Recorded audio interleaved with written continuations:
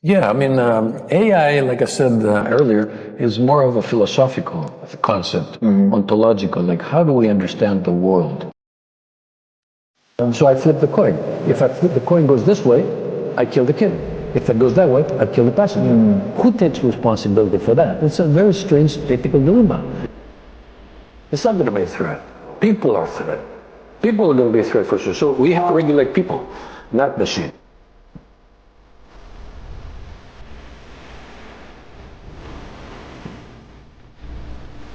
Ms. Costa, Professor, I'm so happy and honored to have you here. So my first question is, in one of your profiles, you said you had a Greek brain, American experience, and combine these two things together, I think they're going to be born for development in China. So how should we understand that?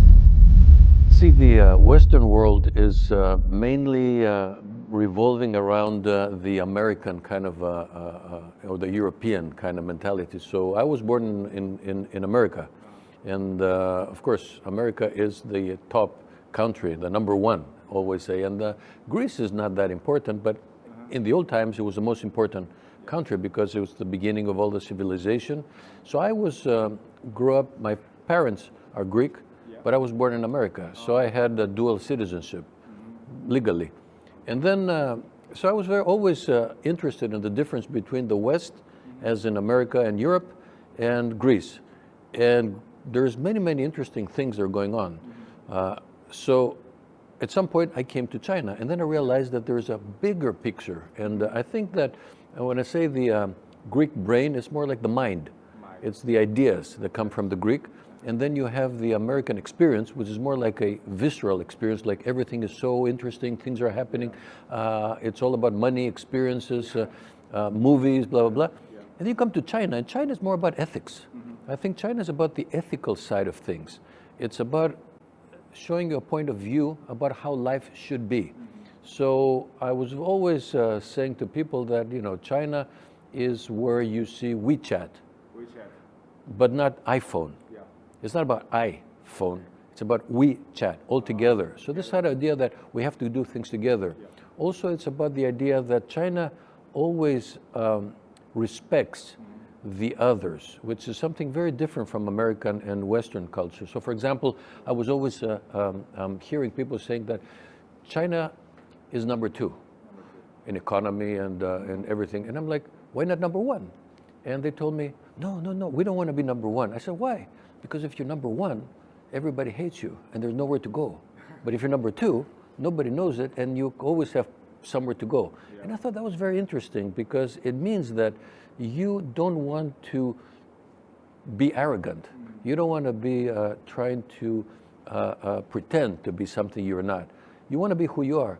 And this is very important because that actually shows you that the Greek ideology with the American experience comes in contrast with the ethics of China. You know, China makes things. It's, you know, you go around and they're always destroying things. Well, not destroying, they're making new things. We think of it as destroying, but they think of making something new. So there's a difference between how we see it and how they see it, right? If you go to Greece and you break something, say like, oh, you break it, we're not gonna have it again. In China, they say, who cares? We make something else, we make it better. And this is a very important part of the whole culture. How long have you been in Shanghai? Shanghai, I've been 8 years. 8 years. Yeah, Ba Nian. Yeah. Okay. So during the 8 years, is there any cultural difference left you deep impression? Cultural difference, I mean, Shanghai is a very good city for many reasons, okay? Well, first of all, for me personally, I like Shanghai because it's very flat. And there are a lot of bikes.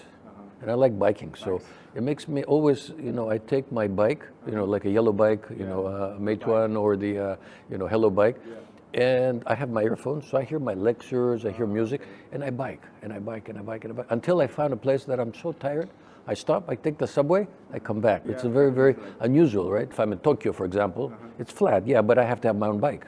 If I'm on a bike and I go like far away, then I'm tired to come back. But in China, everything is common, right? It's we bike, right? It's not my bike, it's our bike. The bike is common. So that's a very important thing of Shanghai in my personal experience. But then again, the university is very good here. Tongji University, we are right now in this university. I think that is also the School of Design, when I came, it was number 2025, and today we are at number 8, 9, I think 9 in the world, over the whole world. And that is important because we are able to do new things, something that you don't do. In other schools, you're very, very constrained, either because of the general university background or because of the money. You know, oh, you have to bring money, or we don't care about what you do. But here it's more like about doing things and do things what you want. It's very free, also, something that I don't find in the West. There's a lot of constraints in the way that we have to think, or we have to act, or we have to behave. Even though, I was in Harvard, right? Harvard is the best school in the world. Yes. And even there, you would see that there's a certain box. You have to be within these limits. You cannot go beyond that. You cannot dress the way you want. You cannot talk what you say. Yes. You have to be careful about the students. You have to bring money, or at least you have to use money. So all these kind of things, they're good, but at the same time, they don't allow you to be free. Okay. And that freedom, again, freedom not do whatever you want, but freedom within limits. But these limits are broad enough to make you be able to do things, to create new things, or to go against certain other things. Yes. By being complementary and creative in your reaction. Okay. So that's something that I think the university has offered, and I think that is why I am here. I mean, that's not really, but that's why I like being here, because it gives me this double perspective about the world, more integrated, holistic experience. And I think that's something very good, and Shanghai is one of the best places to be. Yes. And Professor, I noticed you got China's 5-star ID card. Yeah. What a special honor. So firstly, could you show us your ID card? Sure. I have it here, always with me, with my iPhone. Wow, 5-star, 1, 2, 3, 4, 5. Do you want me to show the number? Okay. Probably not, right? Right. So that's and this is the other side. Yeah. So I was the first one to get the card in China. First one? Yeah, the first one. This one. This is not the green card. This is the Wushinka. Wushinka is the 5-star, red star, whatever. Yeah. So I was one of the 6 first ones who got the card. We went to the customs office, and there was a CCTV, taking a video, asking questions, and they give us the card, and then we did a documentary on how to get what's the advantages of the green card, the Wushinka. So you can actually take a train. Reservation. I don't know. Yesterday I was in Shaoxing, and I just open the door, get in. Wow, very convenient. You can go to the hotel. You give the card. That's inside. You can go to the tax office. Yes. That's the card to get all your taxes. You can go to the police office with that one. Even going into China from outside, if you come from abroad. And in the customs, you go through the Chinese line. So it's very, very useful. Yeah, it's the best thing. Because it makes you feel very good. Personally, it is something that shows that they respect me. Okay, they honor me, and they trust me. So I trust them now. I trust the government. I respect the government, and I like them because they actually are doing things. So it's a mutual thing, right? If you do something to me, I do something for you, right? That's a mutual thing. So the Wushinka was one of these moments that I felt like the China does care about expats and about foreigners because they respect us and we respect them. Okay. And Professor, I have seen you are teaching Chinese characters on social media with a fun and vivid explanation. So why do you do that? Well, because like I said before, the Greek culture is very old. Okay, and the Chinese is very old. What's interesting, what I found out, is that there's a very common connection between the Greek and the Chinese. Very, very common, because the Greek has the layers of etymology, like going deeper into the actual character and finding what it means, really. So, for example, I'll give you one very strange one, okay? One of them was the word bu. Bu. No. No. Okay. Or mayo. Meo. Meo means like I don't have, right? Yes. Yo is have, but me is me. I don't have. And me, if you look at the character, it is water. Water, yes. And then there's this symbol, the right, water. which is the sword. It's some like a kill with a sword, something Yeah, like that. yes. So I was looking at it. I was thinking like, why is there water there? What does water have to do with I don't have? It's Yeah. almost like I don't have, right? Have I understand, but may I don't get it. Why is there a water and why there's a character of the sword or killing, kind of like something sort of like a. So then I went into the Greek, and we have something similar to that, which is basically that the no is not a no, it's a hiding. So when you say something is no, it doesn't mean it doesn't exist. Yeah. It means you don't see it. Oh. So if I hide something from you, Yeah. it's a no. It's not that it doesn't exist, because you Okay. cannot make something to disappear. So Chinese do the same thing. So I realized that Meo basically, maybe in my mind, is the water is basically represents seeing something and not seeing something. So if something is in the water, you don't see it. If it's out of the water, you see it, right? Yeah. So if you take something and you put it in the water, right, then Meo. Yeah. But if you We put don't out, see it. then you have it, yo, Yeah. right? So the Meo has to do with the water. And the water, and putting in the water in the way you're killing it. Not physically, you're Yeah. mentally killing it, because the water kills the object by hiding it. And that hiding is the negation. So now you have like two connections, the Greek word Yeah. and the Chinese working very well together. And it's very deep, philosophical, because like I said before, who would ever suspect that not the word no would reconnect it with water? And yet you can see it because it makes some sense. I'm trying to make sense, and maybe I'm wrong, maybe, but at the same time, there are many very deep philosophical arguments that are connected with the Chinese. Because if you think about it, thousands of years, they must have known something. Yeah. And I'm pretty sure that at some point, especially during Alexander, during the old times, Lao Tse, I think at that time there was a connection. They knew each other. So they were talking to each other through the Silk Road or something. So they were exchanging opinions. But because the one culture was very based on characters and nouns, and the other was based on verbs and actions, they interpreted the same concept in a different way. But there's a common denominator between the two. So I thought that was very interesting. So I made all these, it's in TikTok, and they have about 10 to 20,000 views online. So that's pretty good, especially for something that is completely philosophical. I think it's about maybe like 30, 40 characters that I analyze one by one. And I show the Chinese character and then the Greek character. And I try to connect the two things together, in my own opinion, of course, And it turns out to be very popular. So that's why we did it. As an AI professor in Tongji University, so in which areas do you think you hope contributed the most? And what's the main thing you want your students can take away from you? Yeah, AI, like I said earlier, is more of a philosophical concept. It's more about what we call existential, ontological, like how do we understand the world? Because thinking is in our mind, but thinking is connected with the world around us. So what I've been concerned and studying with the students is this idea of like, what if things have a mind of their own? What if things could think, like what the lamp would actually think? What would be the perspective of the lamp? Why? Because the lamp is an artificial concept thing, right? We made this thing, right? To us.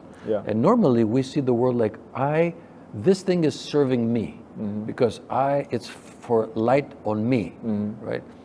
But if you reverse it, maybe the thing is using me to send light to me.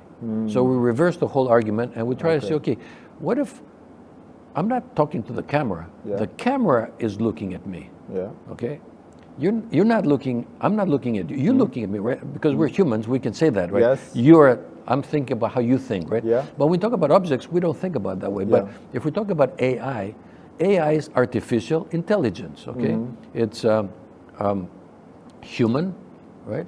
And then you have this potential, nung, right? And then you have this like, what is it that these things can do? Yeah. So if they're smart, they should be able to think. And if they think, how do they think? And that's how you start, and that's what we use also the kids. The kids are very interesting because they can actually use these because they understand better the concept of a toy. Sure. A toy is basically where you put something, your mind into a thing, right? It's my friend, right? Oh, here's my little toy, and we're playing together. And that, it's not an iPhone, it's a toy, which is different. So one of the things that I was very, very concerned was that through the AI now, if you think about the AI as being me, right? It's serving me. Like I'm a student, right? So I have to write a paper. And I'm lazy, right? So I just open ChatGPT or I get something and I make a paper, right? And so they come to my class and they say, here's what I did. But how do I know you did it? How do I know that it's your work? How do I know that you thought about it? So that is a problem, and it's going to happen all the time. So that means that we have to change the way we educate people based on AI, because AI has destroyed the concept of memory or of thinking, of critical thinking, because ChatGPT does it. DeepSeek can do it. So if they can do it, how can I judge you? So what I did is I was thinking about it a lot, and we did a lot of experiments, and at some point we come up with a very interesting concept. And the concept was exactly that, to reverse the roles. So instead of me being the teacher, I want you to be the teacher, the student. So let's say this. So, for example, I want you to do something. Give me two things. One is what you did with AI, and something you did without AI. Okay? Give them without telling me what they are. So if I can find out what you did, you lose. If I can't find, you win. If you can fool me, not fool me, but if you can make me believe something, that means that you're very smart. The student, right? So now we reverse the role. I'm not going to judge you. You're going to judge me. No, you're going to judge yourself through me. I'm going to reflect you. If you're smart enough, you should be able to make me believe that the false, the fake, is real and the real is fake. Then you win. Interesting. Right? Because you are so good that you can make me believe that me, who I'm the expert, you can make me believe something that is the opposite. Okay? And eventually the whole argument that I want to make the students sensitive about is not necessarily using the AI tools, but making AI tools. So this is one of the big things that the AI is offering to the world, and I think that's going to change the way education is going to work, students, humanity is going to work, because it's going to reverse the role of us. So that's what we're doing in the class on AI. I know we'll talk later about it a little bit more, but that's in general what I do now. Again. And Professor, what's your view on AI's education and development in China right now, and what's your suggestion? So I think that China has a pretty confident right now about AI, and especially with DeepSeek, which we'll talk later about. I think it actually has proven to the world that it's an equal player. But I think, personally, that China has a big advantage over the Western world because its language is very, very based on nouns. You know, like things, right? So when you talk Chinese and when you actually read Chinese, you have these characters, or every character represents a concept, right? Or a thing, right? So you put this, and by putting them together, you fantasize, you imagine what they mean, right? It doesn't tell you, right? So for example, I don't know, when you're putting a word, pao bu, like you're running, right? You have like the pao, you have like a foot, and you have like a street. And you imagine that this is walking. But there's no walking, there's no action. The Western world is based on verbs, which is coming from the Greek. And the verbs have a action, right? Action have to be made by somebody. All right? And that is a problem, because once you put action, you have to have a person, the subject. You have to have an object, usually, who you're acting to. You have to have like this subject. Is it a man, a woman? Is it many people? So you have all these characteristics that affect the action, right? But in the Chinese, there is nothing, because it's just a thing, right? It's a object, We don't care when it came, who made it. That's all gone, right? It's things, right? And these things, we make the interpretation. We produce the action. That is very, very important for the creation of AI, because AI is about things. And these things, which are making us, are supposed to be interpreted by us. Yeah. So the Chinese fall perfectly into that sort of like category. So I think that is a very big advantage. And I don't think that the Chinese get it.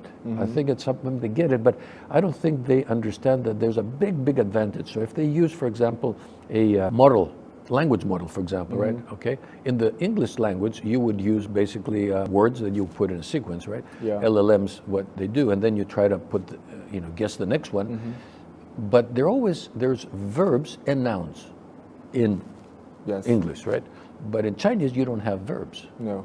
I mean, in the sense that so there's no like when did it happen, before, later, it's going to happen in the future. It's just a thing, thing. These things are more easy to predict, and the prediction has a sort of like a ancient, eternal, ethical logic behind how they are. So the structure of the sentence and the prediction of the next word in the Chinese language would be much more creative and much more, let's say, ethical, if you like, than it would be in an English language. Okay, so that's a big advantage. That if you take advantage of, I think it would be a big thing for the Chinese breaking through. So, and that would give them much more confidence, because something you cannot do. So if you're like English, you cannot compete, because you have to change the language. If you change the language, you become Chinese, right? So it's a catch-22. But at the same time, I think it's a big thing that could be used as a method of training these things, or to produce these LLMs or anything that is related to the AI, because it's all based on the language. Language is the most important part of the AI world. So that's that. Yeah, that would be my wish for the Chinese to be more confident. Like, you have a culture that you have to use it. Yeah. Okay. Yes. Don't get distracted by the American and the English. They're very good at branding themselves, but the language is not that rich than the Chinese. So that richness could be embedded into the LLMs and into the AI, and that would make it much, much more powerful, in my opinion. Okay, again, this is a technical question, but I think you get it, right? You understand what I'm saying? Yeah. Yes. Yeah. Very impressive. Yeah. Impressive. That's the idea behind it.